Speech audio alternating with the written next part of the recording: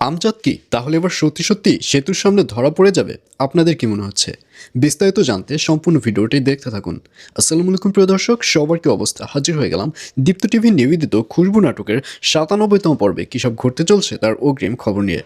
Alright ৯৭তম পর্বে আপনারা দেখতে পারবেন অবশেষে আমজাদকে দেখা যাবে সে সেতুর সামনে একদম ধরা পড়েই যাবে।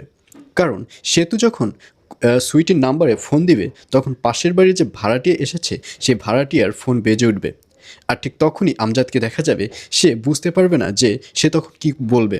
আর ঠিক তখনই আমজাদ এবং সুইটির যে কাহিনীটা সেটি সেতুর সামনে খোলাসা হয়ে যাবে। আর অন্যদিকে খুশবু এবার ফাইনালি অফিসের সুপারভাইজার পদে নিয়োগ পেয়ে যাবে এবং খুশবুকে দেখা যাবে সে প্রথম দিনই সুপারভাইজার হিসাবে কাজ করা শুরু করবে। এবং এটি দেখে সেতু কিছুতেই সহ্য করতে পারবে না, কারণ যেখানে সুপারভাইজার হওয়ার কথা ছিল সেতুর, সেখানে হয়ে গেছে খুশবু।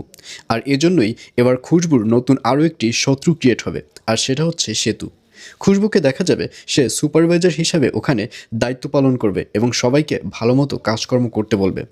আর অন্যদিকে পুলিশ অফিসারকে দেখা যাবে সেবার ওই থানা থেকে বদলি হয়ে যাবে এবং পুলিশ অফিসার খুব ভালো করে বুঝতে পারবে যে এই কাজটি শুধুমাত্র শাকিলই করিয়েছে। আর এর জন্য পুলিশ অফিসার বলবে যে আমি যদি এই অফিস থেকে বদলি হই তাহলে শাকিলের যে আসল মুখোশটা সেটা আমি বের করেই বদলি হব। এইসব বলতে দেখা যাবে পুলিশ অফিসারকে। আর এছাড়াও থাকবে আরও আশ্চর্য সকল ঘটনা। সুতরাং সবাইকে খুশবু নাটকের ৯৭তম পর্ব দেখার আমন্ত্রণ রইল।